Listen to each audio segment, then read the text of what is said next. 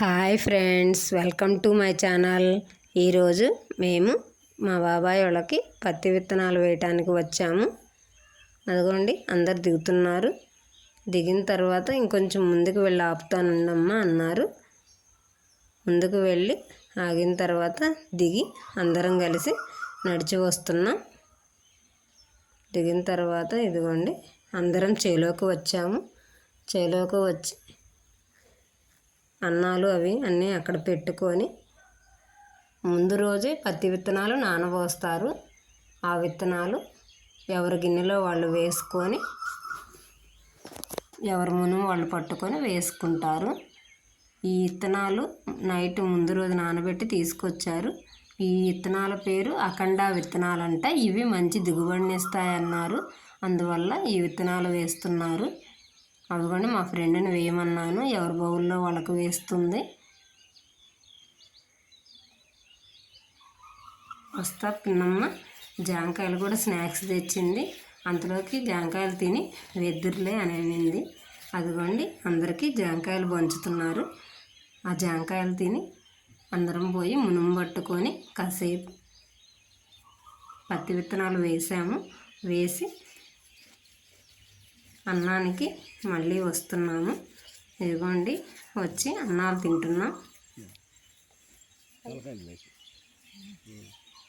Hi friends, welcome to my channel.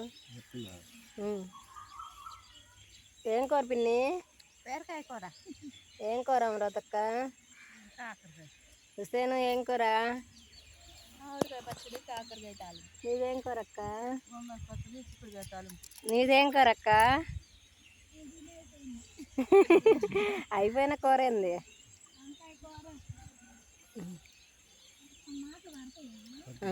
ఇప్పుడు వస్తుంది. అన్నాలు తిన్నాక మళ్ళీ వచ్చి చేలో పత్తి విత్తనాలు వేయటం మొదలు పెడుతున్నాము. కానీ సబ్స్క్రైబర్లకి వీడియో చూపిద్దామని చెప్పి వీడియో తీసుకుంటున్నాను. అదిగోండి, వీటికి నీళ్లు పోయిన అవసరం లేదు. ఇవి ట్రాక్టర్లతో సాళ్ళు తోలుతారు, కొందరు అరకచ్చులతో కూడా సాళ్ళు తోలుతారు. ఇవి ట్రాక్టర్ సాళ్ళేను. ఇప్పుడు మేము వేసే విత్తనాలకి వీటికి వాటర్ పోయిన అవసరం లేదు. గుంట అట్లా పక్కకని చెప్పేసి విత్తనాలు వేసి మట్టి కప్పేయటమేను. ఇవి బాగా పొదునుంది కాబట్టి తొందరగా ముడుస్తాయి. ఇంతే ఫ్రెండ్స్, ఇది ఇసుక నేల కాబట్టి ఈ విధంగా వేస్తున్నాం. రేగడి నేలలో వేసేటప్పుడు అది కూడా ఒక వీడియో తీస్తాను. వాటికి కొంచెం నీళ్లు పోసి వేస్తారు. ఇసుక నేల కూడా పొదున ఆరిపోతే నీళ్లు పోస్తారు. ఇది పొదునుంది కాబట్టి నీళ్లు పోయకుండా అది ఆ విధంగా గుంట తీసి గుంటలో విత్తనాలు వేసి మట్టి కప్పుతాను. Bye friends.